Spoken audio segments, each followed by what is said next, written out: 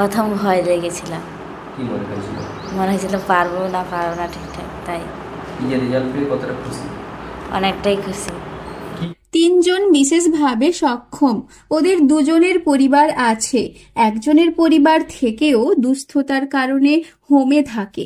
তবে এবারে তিনজনই মাধ্যমিকে বেশ ভালো ফলাফল করেছে। এই নিয়ে খুশি হোম কর্তৃপক্ষ থেকে সকলে। বড় হয়ে কেউ চায় শিক্ষিকা, কেউ হতে চায় বিউটিশিয়ান।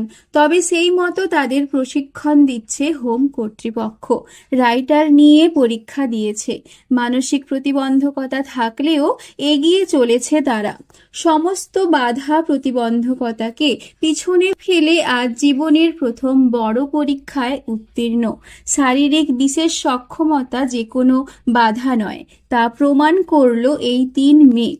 এরা যে আজকে মাধ্যমিক পাস করতে পেরেছে, সেটা ওদের কাছে একটা অনেক বড়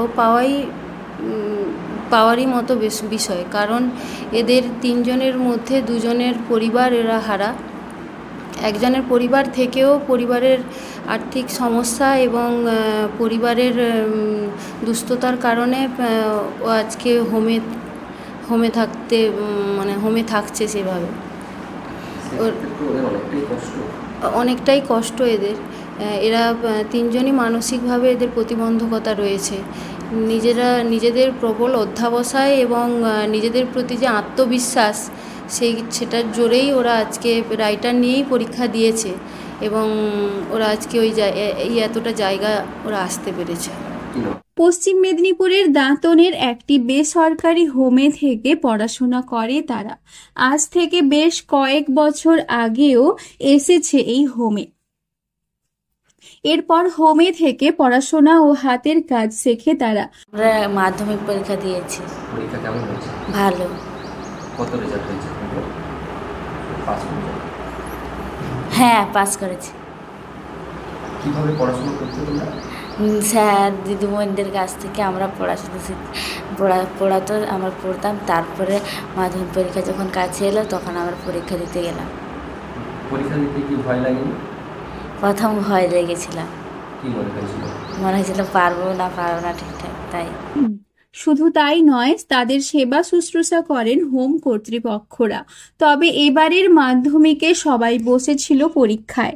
দাঁতন মানব কল্যাণ পরিচালিত যমুনা বালিকা আবাসের 3 জন আবাসিক এবং ডে কেয়ার সেন্টারের 3 জন পরীক্ষা দিয়েছে। তবে এই 3 আবাসিক ভালো ফল করেছে। সকলের প্রাপ্ত নম্বর প্রায় 375-এর বেশি। জানা গিয়েছে এই 3 আবাসিক মেয়েদের মধ্যে দুজনই পরিবার হারা। একজনের বাবা মা থাকলেও পারিবারিক অসচ্ছলতার কারণে থাকতে হয়েছে হোমে। তবে এরা সকলেই বেশ ট্যালেন্টেড।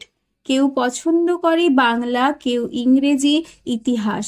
সেন্টারের শিক্ষিকারা তাদের পড়াশোনার পাশাপাশি নানা হাতের প্রশিক্ষণ দেন। তবে নিজের চেষ্টা, কঠোর অধ্যবসায় তাদের এগিয়ে দিয়েছে। আমি পার্লারে ম্যাডাম হতে চাই। ম্যাডাম হতে চাও? হ্যাঁ।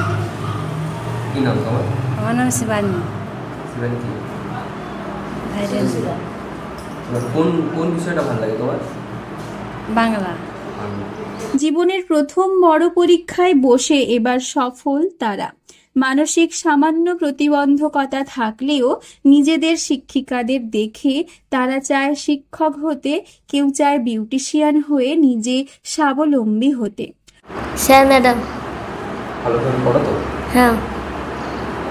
কোনো সময় মনে হয়নি যে খুব ভয় লাগছে? বই নেই হয়নি? না। কি হতে চাও বড় ভাই? ম্যাম হব। ম্যাম হবে? কোন ম্যাম?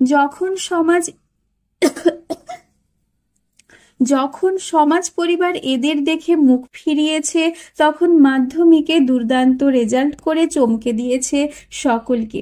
আরও মানুষের মতো মানুষ হোক চাইছেন সকলে। পশ্চিম মেদিনীপুর থেকে রঞ্জন চন্দ্রের রিপোর্ট, লোকাল 18 বাংলা।